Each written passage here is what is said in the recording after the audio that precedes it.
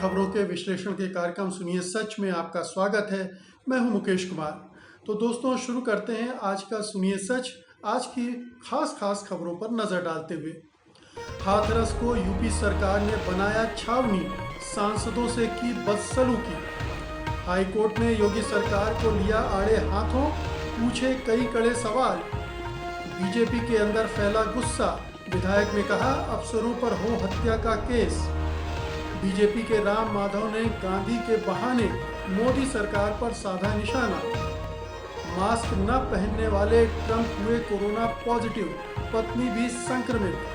खास खबरों पर नजर डालने के बाद अब वक्त है बड़ी खबरों के विश्लेषण का, मगर उससे पहले आपसे एक निवेदन ये है कि गोदी मीडिया के चरित्र से, चाल से हम सब परिचित हैं। इसलिए ज़रूरी है कि स्वतंत्र पत्रकारिता को बढ़ावा दिया जाए, उसे मजबूत किया जाए। इसके लिए सत्य हिंदी की योजना एक बड़ा कदम है। इसमें आर्थिक योगदान देकर आप स्वतंत्र पत्रकारिता को मजबूती प्रदान कर सकते हैं। इसके लिए इस वीडियो के साथ दिए गए डिस्क्रिप्शन में जाइए, उसमें एक लिंक है, उसको क्लिक कीजिए। लिंक को क्लिक करने से आपके सामने सदस्यता योजना का पूरा ब्यौरा आ जाएगा और उसमें से आप अपनी मनपसंद सदस्यता चुन सकते हैं। हमें उम्मीद है कि आप ऐसा ज़रूर करेंगे। तो आइए अब सिलसिला शुरू करते हैं बड़ी खबरों के विश्लेषण का। सबसे पहले आज की सबसे बड़ी खबर लेते हैं। उत्तर प्रदेश सरकार ने हाथरस को छावनी में तब्दील कर दिया है। वहां अब न मीडिया को जाने की इजाज़त है और न ही राजनीतिक दलों के नेताओं को। पूरे ज़िले को सील करके धारा 144 लागू कर दी गई है। गुरुवार को कांग्रेस के पूर्व अध्यक्ष राहुल गांधी और राष्ट्रीय महासचिव प्रियंका गांधी वाड्रा को रोकने में सारी ताकत का इस्तेमाल करने वाली यूपी पुलिस ने शुक्रवार को भी यही कारनामा किया। हाथरस में पीड़िता के परिवार से मिलने जा रहे तृणमूल कांग्रेस यानी टीएमसी के सांसदों के साथ पुलिस ने जिस तरह की बदतमीजियां की वो बेहद ही शर्मसार करने वाली हैं।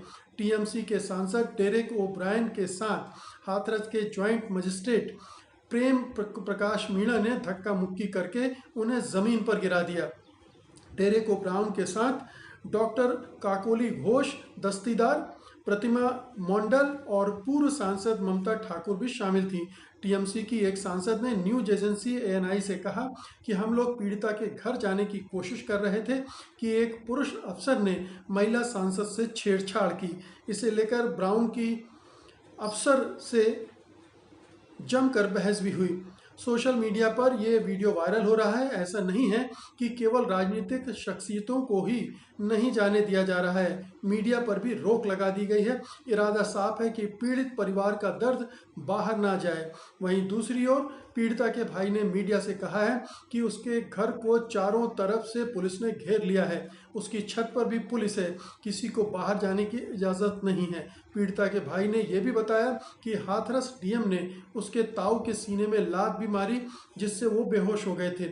इससे पहले भी डीएम हाथरस का एक वीडियो वायरल हो चुका है जिसमें वो पीड़िता के पिता पर बयान बदलने के लिए दबाव डाल रहे हैं और ये भी कह रहे हैं कि मीडिया वाले तो चले जाएंगे, हम यहीं रहेंगे।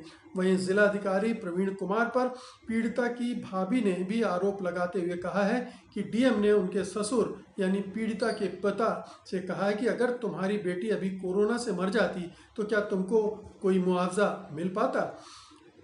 साफ है कि उत्तर प्रदेश की सरकार ने सारी सीमाएं लांघ दी हैं। निर्लज्जता उसकी चरम पर है। आप देखिए कि लोकतंत्र के तार कर रही है। लोकतंत्र के साथ एक तरह का गैंगरेप है ये कि आप विपक्षी दलों के नेताओं को, सांसदों को आप उस गांव में जाने नहीं दे रहे। उस गांव की नाकेबंदी कर दी है, वहां पर एक तरह से छावनी बना दी गई है।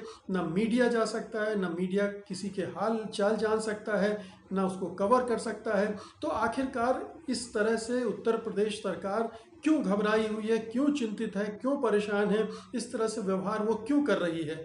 जाहिर है कि कुछ काला है दाल में या काली दाल है। साफ है कि उत्तर प्रदेश सरकार ने घनघोर अलोकतांत्रिक रवैया अपना रखा है। वो तमाम अलोकतांत्रिक, अवैध, असंवैधानिक हथियार, हथकंडे इस्तेमाल कर रही है हाथरस की घटना को दबाने की। लेकिन जितना वो दबाने की कोशिश कर रही है उतना मामला उघड़ता जा रहा है और अब ये अंतर्राष्ट्रीय चर्चा का विषय बन चुका है। पूरी दुनिया में खबर हो चुकी है कि उत्तर प्रदेश के हाथरस में उत्तर प्रदेश की योगी सरकार किस तरह से पेश आ रही है, किस तरह से आधी रात को पीड़िता का शव जलाया गया, किस तरह से सबूतों को दफन करने का, मिटाने का हथकंडे अपनाए जा रहे हैं प्रशासन के द्वारा, परिवार को धमकाया जा रहा है, मीडिया को धमकाया जा रहा है, और जो राजनीतिक नेता हैं उनके साथ इस तरह से दुर्व्यवहार हो रहा है, बेशर्मी की तमाम हदें लांघी जा रही हैं। ये तमाम जो चीज़ें हो रही हैं ये केंद्र सरकार को पता नहीं दिख रही हैं कि नहीं, मोदी सरकार, प्रधानमंत्री नरेंद्र मोदी ये देख पा रहे हैं कि नहीं कि उत्तर प्रदेश में लोकतंत्र के साथ किस तरह से बलात्कार हो रहा है। वो चुप क्यों है, उनकी सरकार क्यों चुप है? अगर इसी तरह से कुछ किसी दूसरे प्रदेश में हुआ होता तो क्या वो उसी तरह से खामोश रहते? नहीं रहते। वो इसे एक मामला बनाते, सीबीआई जांच के तुरंत आदेश दे देते, और हो सकता है कि वहाँ की सरकार को बर्खास्त करके राष्ट्रपति शासन लगाने की तरफ कदम भी बढ़ा देते। तो एक दोहरा रवैया जो केंद्र सरकार का है वो दिख रहा है। केंद्र का संरक्षण उत्तर प्रदेश सरकार की इस तरह की गतिविधियों को दिख रहा है। तो ये एक पूरा मामला इस तरह का बनता है जिसमें भारत जो एक लोकतांत्रिक देश है, जिसमें हम सब नागरिकों के एक संवैधानिक अधिकार हैं, उन सबको धता बताकर दरकिनार करके एक दमनकारी ढंग से पूरे मामले को डील किया जा रहा है, उसके साथ निपटा जा रहा है, जो कि भारतीय स्वतंत्रता के इतिहास में अभूतपूर्व है। ये कलंकित घटना के रूप में दर्ज हो जाएगी भारत के स्वतंत्र भारत के इतिहास में, और जाहिर है कि योगी सरकार को इसका दंड भी उत्तर प्रदेश की जनता ज़रूर देगी। और अब अगली खबर लेते हैं। हाथरस मामले में इलाहाबाद हाईकोर्ट की लखनऊ बेंच ने मामले का खुद संज्ञान लेकर योगी सरकार और प्रशासनिक अधिकारियों को झकझोर दिया है। कोर्ट ने ये सवाल पूछा है कि क्या आर्थिक सामाजिक हैसियत की वजह से पीड़ित परिवार के अधिकार डाउन दिए गए? क्या इसी वजह से उसकी प्रताड़ना हुई, और क्यों एक सम्मानजनक अंतिम संस्कार तक नहीं हो पाया? हाईकोर्ट ने अपने आदेश में सबसे पहले महात्मा गांधी का जिक्र किया है और गरीबों के प्रति उनके विचारों पर जोर दिया। वहीं कोर्ट ने पीड़िता के शव को आधी रात को पुलिस द्वारा जला देने के को लेकर परमानंद कटारा नाम बनाम केंद्र सरकार के मामले में सुप्रीम कोर्ट के 1995 के एक फैसले का हवाला दिया है। उस फैसले में सुप्रीम कोर्ट ने संविधान के अनुच्छेद 21 के तहत जीवन के अधिकार की व्याख्या की थी।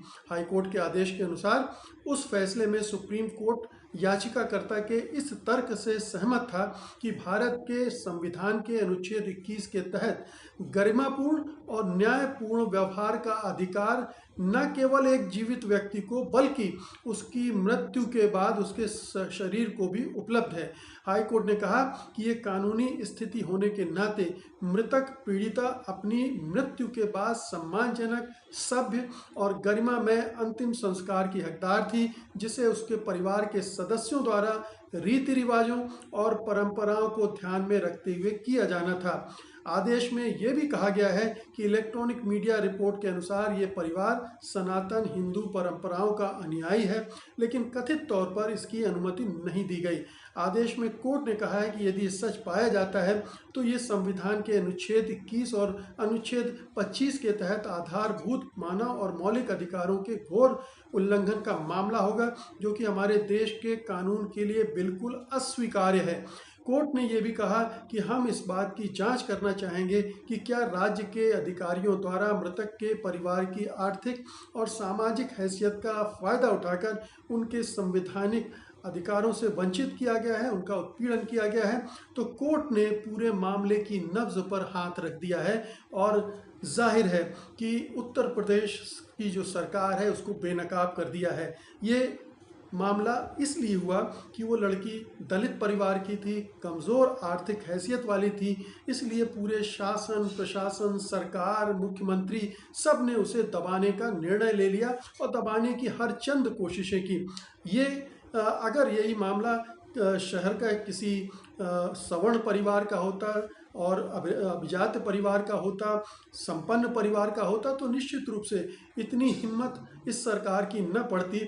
और अगर उसमें अगर वो हाथ भी लगाती तो उसके हाथ जल जाते। लेकिन अभी ये जिस तरह से पेश आ रही है, ये हाई कोर्ट ने बिल्कुल वहीं उसकी दुखती रग पर हाथ रख दिया। पूरे उत्तर प्रदेश में हम देख रहे हैं कि दलितों के साथ किस तरह से व्यवहार हो रहा है। एक के बाद एक दलित महिलाओं के साथ इस तरह की बलात्कार की घटनाएं हो रही हैं, उनकी हत्याएं हो रही हैं, और ये सरकार आंख हाथ पर हाथ रखे बैठी है, आंख मूंद कर बैठी हुई है। और इस मामले में भी जहां थोड़ा मामला खुलने लगा, उसको दबाने के लिए उसने क्या क्या हथकंडे नहीं अपनाए। तो ये कोर्ट ने संवैधानिक अधिकारों का हवाला देते हुए, जो कि पूरे देश के नागरिकों को हासिल है संविधान से, वो उनका हवाला देते हुए कहा है कि गरिमामय अंत्येष्टि नहीं की गई है। इतने सारे सवाल इस हाई कोर्ट के आदेश निर्देश से उठ गए हैं कि अब उत्तर प्रदेश की योगी सरकार के लिए जवाब देना बहुत मुश्किल हो जाएगा। ये और बात है कि अब कोर्ट में ही वो कुछ इस तरह का खेल करना चाहे, जैसा कि बीजेपी की सरकारों की आदत रही है, जजों को बदलना, जजों को धमकाना और तमाम तरह से दूसरे चीज़ों से फंसा देना। अगर उस स्तर पर वो उतर आई तो बात और है, अन्यथा अब पूरी तरह से मामला साफ हो गया है। और ये भी साफ हो गया है कि ये सरकार भले ही अपने को हिंदुओं की सरकार कहती हो, लेकिन वो हिंदू हिंदू में भी भेद करती है। यानी जो पीड़िता थी वो हिंदू की सनातन हिंदू धर्म के पालन करने वाले लोग थे, लेकिन उनके मामले में उसका रवैया उस तरह से नहीं था जिस तरह से अपर कास्ट हिंदुओं के मामले में होता है। तो इस सरकार का एक जातिवादी नज़रिया है, एक वर्गवादी नज़रिया है, और सबसे बड़ी बात है कि जो हिंदुत्ववाद, कट्टर हिंदुत्ववाद है, जो बहुत ही हिंसक और घृणित रूप में अब सामने आ रहा है, ये हमें इसकी पहचान इस पूरे मामले से और भी करीब से हो गई है। अगली खबर लेते हैं। हाथरस गैंगरेप मामले में योगी सरकार बुरी तरह से घिर चुकी है। कोर्ट, मीडिया और आम लोग तो उस पर सवाल दाग ही रहे हैं, मगर अब उसके अपने ही एक विधायक ने उसकी चिंता को और बढ़ा दिया है। गाजियाबाद की लोनी सीट से विधायक नंद किशोर गुर्जर ने महामहिम राज्यपाल आनंदीबेन पटेल को पत्र लिखकर कहा है कि देश की आज़ादी के बाद ये पहली ऐसी घटना है जिसमें पुलिस प्रशासन ने शीर्ष अधिकारियों के इशारे पर कथित दुष्कर्म और विभत्स तरीके से की गई हत्या पर बिना पीड़ित परिवार को भरोसे में लिए उनसे अर्थी को कंधा और मुखाग्नि देने तक का मौलिक अधिकार छीन लिया। विधायक ने पत्र में बेहद गंभीर आरोप लगाते हुए कहा है कि लखनऊ में बैठे शीर्ष अधिकारियों और राजनीतिक दलों के सिंडिकेट के द्वारा बीजेपी सरकार की छवि को नुकसान पहुंचाने का काम किया जा रहा है। उन्होंने कहा कि सिंडिकेट की कोशिश बीजेपी की छवि को दलित विरोधी बताने की है।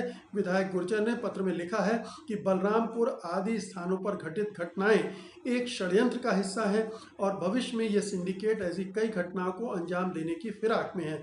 उन्होंने लिखा है कि महामहिम राज्यपाल इस पूरी घटना का संज्ञान लेते हुए इसकी उच्च स्तरीय जांच कराएं और उत्तर प्रदेश पुलिस के डीजीपी, हाथरस के डीएम और एसएसपी समेत मामले को देख रहे अन्य अधिकारियों पर भी हत्या का मुकदमा दर्ज करके इन्हें फास्ट ट्रैक कोर्ट से सजा दिलाएं। विधायक ने इस पत्र की प्रति प्रधानमंत्री नरेंद्र मोदी, बीजेपी के राष्ट्रीय अध्यक्ष जेपी नड्डा और उत्तर प्रदेश बीजेपी के अध्यक्ष स्वतंत्र देव सिंह को भी भेजी है।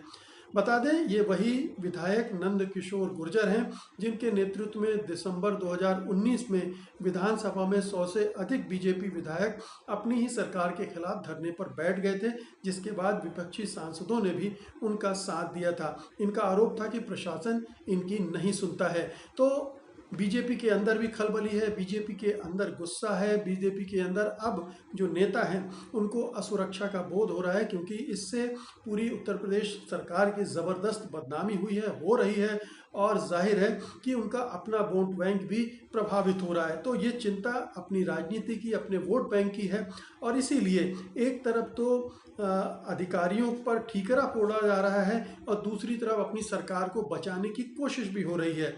ये कहा जा रहा है कि सिंडिकेट अफसरों का काम कर रहा है। तो हमारे जो मुख्यमंत्री हैं सर्वशक्तिमान योगी आदित्यनाथ, वो क्या कर रहे हैं? क्या वो इस सिंडिकेट को नहीं समझते हैं, या उन्होंने ये सिंडिकेट का निर्माण किया है? तो ये चीज़ें, ये लोगों को गुमराह करने के लिए इस तरह की बातें ज़्यादा की जा रही, इनमें दम नहीं है। क्योंकि इतनी विशाल बहुमत से बनी सरकार अगर अफसरों के सिंडिकेट में फंस कर रह जाएगी तो इससे हास्यास्पद क्या हो सकता है?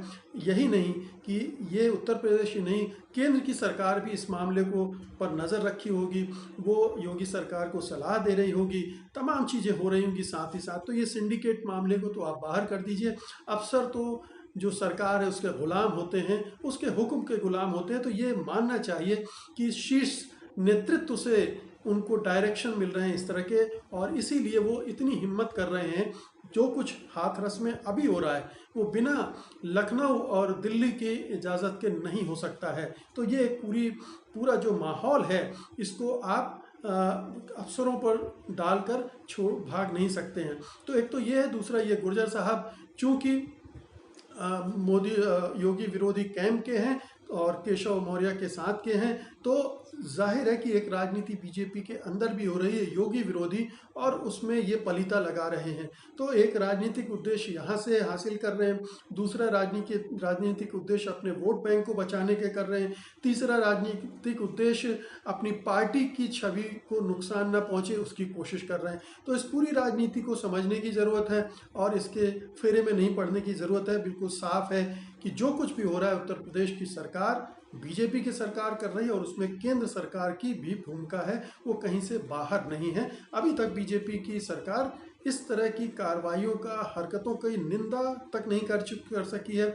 इन्हें रोकने के लिए नहीं कही है, बल्कि ये तो लगातार बढ़ता ही जा रहा है। ये अत्याचार, दमन, विपक्षी दलों को रोकना, मीडिया पर पाबंदी लगाना लगातार बढ़ रहा है। तो ये अनायास नहीं हो रहा, अफसरों के द्वारा नहीं हो रहा, राजनीतिक नेतृत्व ही कर रहा है इसे। और अब अगली खबर लेते हैं। बीजेपी के ताकतवर महासचिव रहे आरएसएस के वरिष्ठ सदस्य राम माधव अचानक गांधीवाद की प्रशंसा करने लगे हैं। राम माधव ने इंडियन एक्सप्रेस में प्रकाशित अपने लेख में गांधी और गांधीवाद की भूरी प्रशंसा की है। दरअसल राम माधव का ये लेख बहुत कुछ कहता है, क्योंकि वो गांधी पर लिखते लिखते अचानक तानाशाहों को याद करने लगते हैं। फिर वे समझाते हैं कि तानाशाह कैसे राजसत्ता, मीडिया और प्रचार के बल पर शासन करते हैं। इन पूरी लाइनों को सुनते वक्त आप ध्यान रखें, जो मौजूदा परिदृश्य है, केंद्र में जिस तरह की सरकार है, जिस तरह का नेतृत्व है, उससे जोड़कर इस पूरे आर्टिकल को पढ़ने की ज़रूरत है। मैं आगे पढ़ता हूँ। जब वो इन सब की बात करते हैं तो वर्तमान की याद आ जाती है, जिसमें भी राजसत्ता पूरी तरह से निरंकुश हो गई, वो मनमानी करती है, उस पर न तो विपक्ष का कोई अंकुश है और न ही किसी और तरह के किसी संस्थान का। मीडिया पूरी तरह से राजसत्ता के सामने नतमस्तक है। राम माधव आगे लिखते हैं, गांधी अपने आलोचकों का सम्मान करते थे, जबकि तानाशाह विरोध को बर्दाश्त नहीं करते हैं। वो अपने खोल में रहते हैं, जी हुजूरों और हेंचमैन्स से घिरे रहते हैं। हिटलर से लेकर स्टालिन तक यही कहानी दोहराई गई। उनके शब्दों को ध्यान से सुने, आलोचक बर्दाश्त नहीं, जी हुजूरों और हेंचमैन से घिरे। ये किसके लिए कह रहे हैं, आप इसको समझिए। अब इस बात को आज के संदर्भ में देखें। आज ये बात एक एक बच्चे को पता है कि विरोध करने वाले लोग सत्ता को बिल्कुल नापसंद हैं। सत्ता के इर्द गिर्द वही लोग बचे हैं जो यसमैन हैं या फिर बॉस के इशारों पर कुछ भी करने के लिए तैयार रहते हैं। लेकिन सबसे ज़ोरदार बात राम माधव ने हिटलर के हवाले से लिखी है। वो लिखते हैं कि 1933 में तीसरी संसद बनी तो हिटलर ने ऐलान कर दिया कि पार्टी की सरकार में कोई भूमिका नहीं होगी। उसने अपने आप को विशेषज्ञों से घेर लिया और वो लोग जो उससे पहले पार्टी में आए थे उन्हें इतिहास की स्मृति में गायब कर दिया। आडवाणी, मुरली मनोहर जोशी सब इतिहास के कोनों में ढकेल दिए गए हैं। विशेषज्ञों से मोदी सरकार घिरी हुई है और इतिहास की स्मृतियों को गायब कर दिया गया है। राम माधव यहीं पर नहीं रुकते, वो सोवियत रूस के तानाशाह स्टालिन का भी जिक्र करते हैं। स्टालिन ने ग्रेट पर्ज का सहारा लिया और पार्टी में अपने प्रतिद्वंदियों और विरोधियों दोनों को खत्म कर दिया। इसकी शुरुआत 1934 में सेर्गेई कीरोव की हत्या से होती है और अंत में 1940 में लियोन ट्रोट्स्की के कत्ल से। और इस अभियान में हिटलर और स्टालिन राजसत्ता और नतमस्तक मीडिया की मदद से कामयाब होते हैं। यहाँ राम माधव किसी दल, सरकार और नेता का जिक्र नहीं कर रहे हैं डायरेक्टली, लेकिन आसानी से समझा जा सकता है कि वो कहाँ पर निशाना लगा रहे हैं। राम माधव अंत में लिखते हैं कि दुनिया में लोकतांत्रिक मूल्यों की कमी हो रही है, जन स्वतंत्रता खतरे में है। गांधी जी हमेशा से ज़्यादा खुलापन, स्वतंत्रता और गरिमापूर्ण जीवन की वकालत करते थे। जनता की स्वतंत्रता के लिए दयालु सरकार और आज़ाद मीडिया बहुत ज़रूरी है, ये कहते थे। तो आप गांधी जी की इन 4 लाइनों को पढ़ें और आज के वातावरण का जो रूप है, शक्ल है, उसके साथ जोड़कर पढ़ें। हमारे पास न खुलापन है, न गरिमापूर्ण जीवन की वकालत करने के मौके हैं। जनता की स्वतंत्रता के लिए कोई दयालु सरकार नहीं है। नोटबंदी से लेकर जीएसटी से लेकर कोरोना वायरस तक आप देख सकते हैं। और आज़ाद मीडिया गोदी मीडिया में पूरी तरह से तब्दील किया जा चुका है। जो तानाशाहों के राज में होता है, या तानाशाह जिस तरह से अपनी सत्ता को स्थापित करते हैं, मजबूत करते हैं, पूरी तरह से अपने नियंत्रण में रखते हैं, लगभग वही माहौल हमारे हिंदुस्तान में बन चुका है। और राम माधव चूँकि बीजेपी के में अभी जो फेरबदल हुआ था, उसके बाद उनको दरकिनार कर दिया गया, हाशिए में ढकेल दिया गया, तो उनके अंदर थोड़ी सी नाराज़गी होगी, शिकायत होगी, हो सकता है ज़्यादा नाराज़गी हो। इसीलिए उन्होंने गांधी के हवाले से इतना ज़ोरदार अटैकिंग, आक्रामक, हमलावर आर्टिकल लिखा है, जो साफ साफ कहीं इसमें भ्रम नहीं होना चाहिए कि ये आर्टिकल क्यों लिखा गया है, किसको ध्यान में रखकर लिखा गया है और क्या कहने की कोशिश की गई है। तो आरएसएस का एक सदस्य, बीजेपी का एक सदस्य, और कुछ समय पहले तक नरेंद्र मोदी के खासम खास जितने भी अंतर्राष्ट्रीय मेगा शो हुए हैं नरेंद्र मोदी के, उनके ये सूत्रधार होते थे, उनके आयोजक होते थे, मैनेजमेंट देखते थे राम माधव। वो अब जब हाशिए में पड़े हैं तो वो सारी चीज़ें खुल कर लिख रहे हैं, और इसको ध्यान में रखना चाहिए जो लोग लोकतंत्र की परवाह करते हैं, जो संविधान की परवाह करते हैं और जो नागरिक अधिकारों के बारे में चिंता करते हैं। अंतिम खबर लेते हैं आज की। अमेरिकी राष्ट्रपति डोनाल्ड ट्रंप और उनकी पत्नी मेलानिया भी कोरोना संक्रमण की चपेट में आ गए हैं। ट्रंप ने खुद ही ट्वीट करके इसकी जानकारी दी है। अमेरिका में कोरोना का कहर चरम पर है, वहां राष्ट्रपति पद के लिए चुनाव भी चल रहा है। ट्रंप ने कहा है कि वो और उनकी पत्नी जल्दी ही क्वारंटीन पर चले जाएंगे। डॉक्टर ने कहा है कि दोनों को व्हाइट हाउस के अंदर ही क्वारंटीन किया जाएगा। मेलानिया ने ट्वीट करके कहा कि कई अमरीकियों की तरह वो और डोनाल्ड ट्रंप भी खुद को घर में ही क्वारंटीन कर रहे हैं। उन्होंने कहा है कि दोनों बेहतर महसूस कर रहे हैं और उन्होंने आने वाले दिनों के सभी कार्यक्रमों को रद्द कर दिया है। मेलानिया के ट्वीट के बाद ये साफ है कि ट्रंप अब 15 अक्टूबर को होने वाली दूसरी राष्ट्रपति बहस में हिस्सा नहीं ले सकेंगे। कोरोना से निपटने को लेकर ट्रंप ने जिस तरह का रवैया दिखाया, उससे वे आलोचकों के निशाने पर रहे। लंबे समय तक मास्क पहनने से इनकार करते रहे।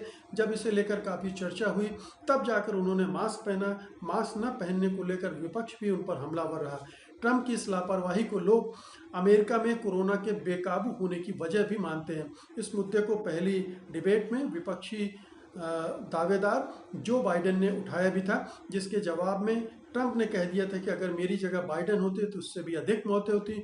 उन्होंने रूस, चीन और भारत पर भी कोरोना के कारण हो रही मौतों के आंकड़े छिपाने का आरोप भी लगाया था। तो ट्रंप एक लापरवाह, गैर जिम्मेदार राष्ट्रपति की तरह व्यवहार करते रहे। इस पूरे कोरोना पीरियड के दौरान उन्होंने मास्क नहीं लगाया। मेडिसिन के बारे में उनके तमाम विवादास्पद बयान आते रहे। वो ब्लीच अब कर लेने की बात करते रहे। तमाम तरह के उन्होंने इतने भ्रम फैलाए, इतने झूठ बोले और मास्क न लगाकर गलत तरह का संदेश दिया, जिससे जाहिर है कि अमेरिका दुनिया में सबसे ज़्यादा कोरोना ग्रस्त देश बन गया और लाखों लोग वहाँ मर चुके हैं, लाखों लोग वहाँ संक्रमित हैं और अभी उस पर नियंत्रण पाने की कोई संभावना भी नहीं दिख रही।